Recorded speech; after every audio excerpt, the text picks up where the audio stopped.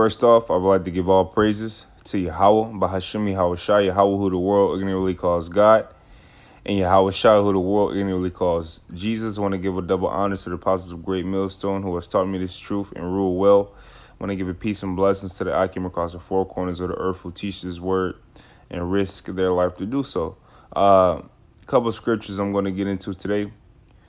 Basically on blessed is he who's found doing the work, man.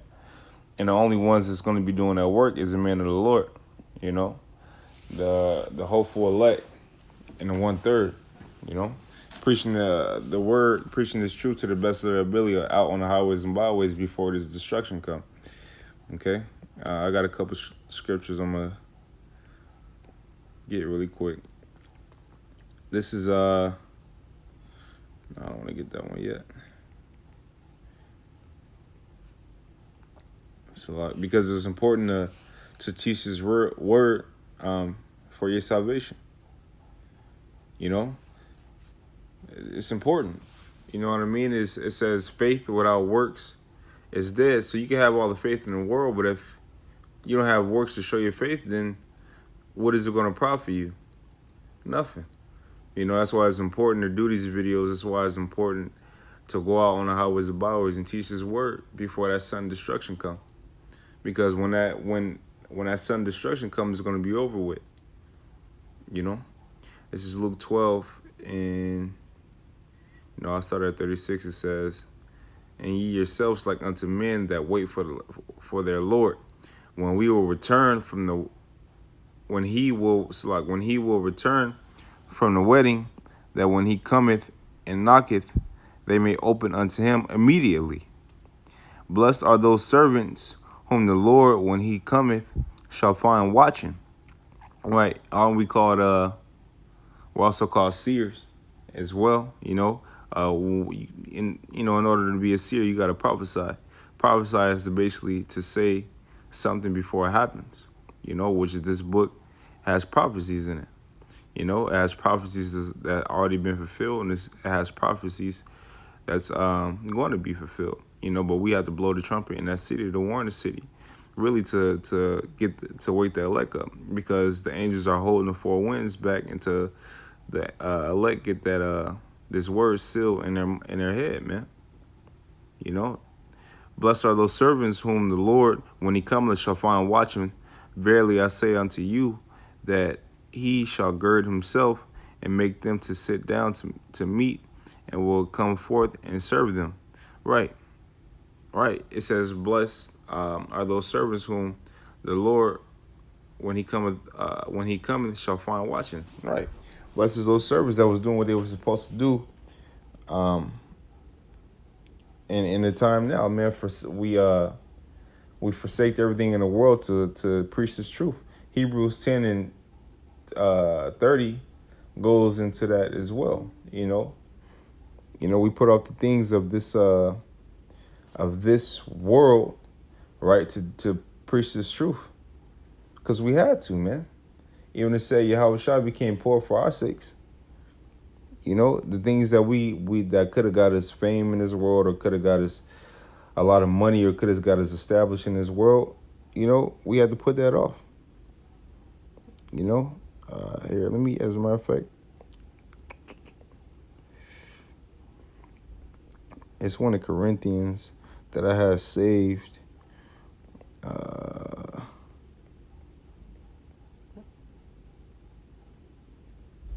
I'm not mistaken. Yeah, it's one of Corinthians I had saved. Basically went like, right here. Yeah, right here. 2 Corinthians 4:18, it says, "While we look not at the things which are seen, but at the things which are not seen." Right? We don't look at the things which are seen. The things which are seen are carnal. But the things which are not seen, for the things which are seen are temporal. Right. The things that you see now are temporary, like this world. The things in America is temporary. But the things which are not seen are eternal. Right? The things which are not seen is eternal. Like the kingdom. We see it, but it's not here physically. yet. But when it get here, it's gonna be everlasting. You know. We get Luke 9:62. It says, "And Yahushua said unto them, No man having put his hand to the plow and looking back is fit for the kingdom of the Most High." Right, right. No man that put his hands to the plow to do this work, and that's looking back into the world. Is the scriptures say you're not going to be fit for the kingdom. The Lord hates a double-minded and a lukewarm man. Double-minded man is unstable in all his ways, the scriptures say. So it's best that you preach this word to the best of your ability, so you have a chance to escape hell coming, man. And I do mean hell. It's Revelations 2:26. It says, "And he that overcometh and keepeth my works unto the end, to him I will give power over the nations." So that basically tells you that it's going to be a certain amount of men that's going to keep this power. It's like it's going to be a certain amount of men that keep this truth, because the scriptures goes into the elect, which is 144,000, right? And it says, "He that overcometh it." Not everybody's going to be able to overcome this current hell, this current predicament that we're in, and that's why you have 2/3, and that's why you have the 1/3, right? "And keepeth my works unto the end, to him I will give power over the nations," right? So keeping that work to the end is not taking your hand off the plow and looking back into the world. Keeping that work until the end is doing this truth and sincerity until we get taken off the streets, until martial law happen, until they really enforce that chip, until them nukes touch down. That's keeping the word until the end, And let me see if I get another one. You know what?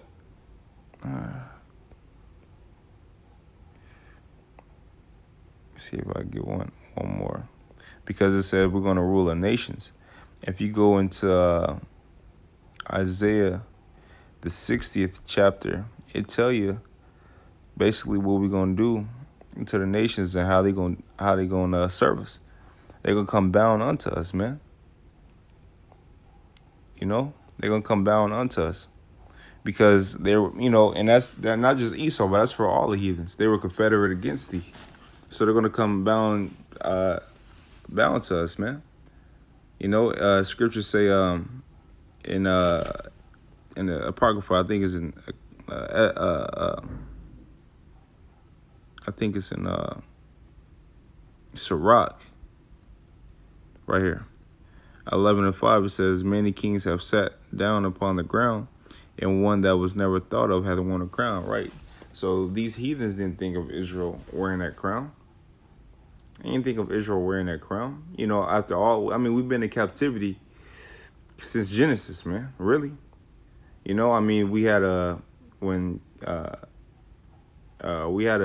period where we wasn't, if I'm not mistaken. I believe we had a period where we wasn't, but for the most part, we've been in captivity more than we've been free. And we're still in captivity in America. It used to be physical, but now it's mentally. You're in a mental hell. And the only way to escape it is through Yahushua. And it's beautiful because only a select group of men, a select amount of men is able to have faith and use that name. People still stuck on Jesus. Like, Jesus ain't saved nobody. People still stuck on the Christian doctrine. People still stuck on going to church, man.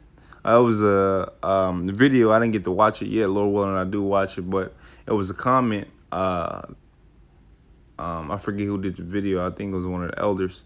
Basically, the comment, some dude wrote in the comments on a past video and said the Christians haven't been the same, roughly paraphrasing what he said, but the Christians haven't been the same since the Hebrew Israelites woken up. Now they're starting to read their Bible.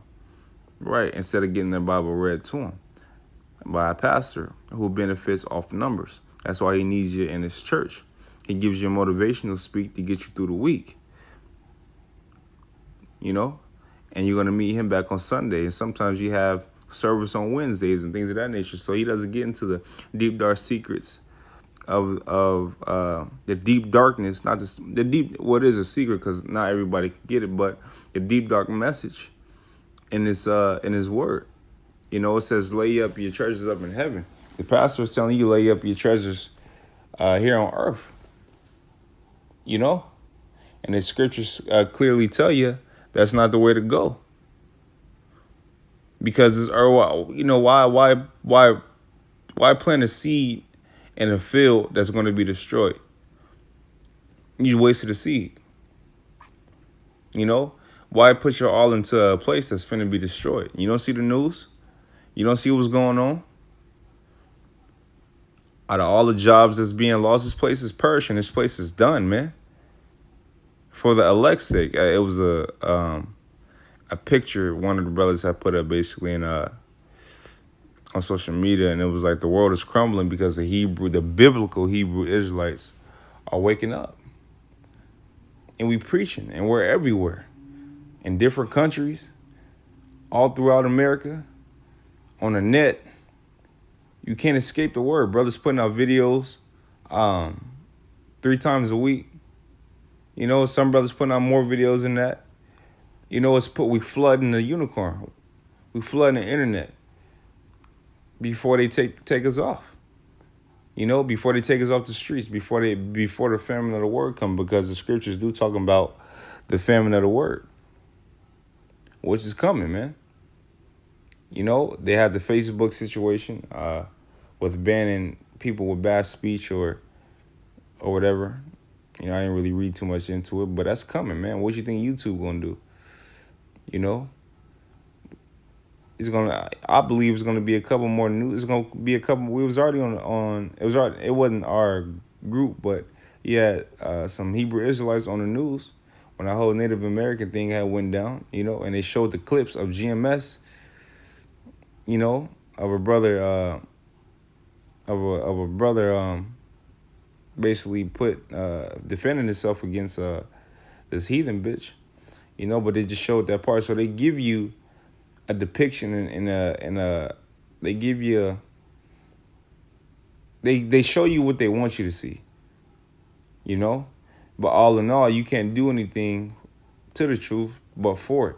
You can't. You too high to go over and too low to go under, so you stuck dead in the middle. There's nothing that Esau can do to stop this word. There's nothing that you could do to stop Yahweh by Hashem Yahweh Shai. Nothing you can do. You know, even the Lord is going to have to harden your heart to fight in that day, I believe. You know, because once you see brothers with that power, you know, once you see on them UFOs and you see Yahweh Shai in his glory, you know, and all that glory and the angels, you know, you shit on yourself. You're going to shit on yourself, man. And you're going to take up your guns and try to use them, and it's not going to work. You know, what's a gun to so-called superpower, or really it's Hebrew power, Hebrew Israelite power, but what's a gun to that? You know, nothing. What's the carnal against spiritual? Nothing. The things are seen are temporal. That's what the scripture said. But the things that are not seen are forever, man. You know, are forever, just like our kingdom. You know. Let's see if I can get something else real quick. I did mention Isaiah 60.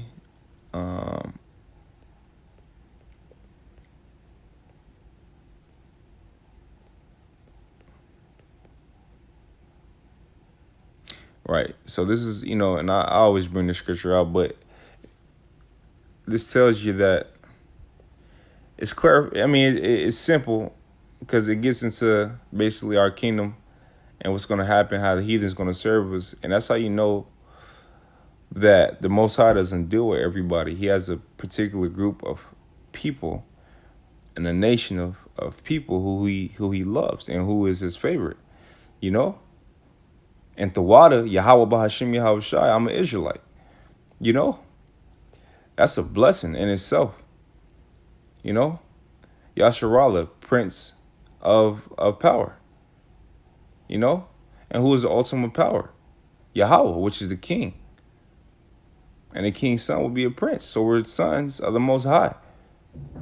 We're going to inherit that power, man. So Isaiah 60:14, the sons also of them that afflicted thee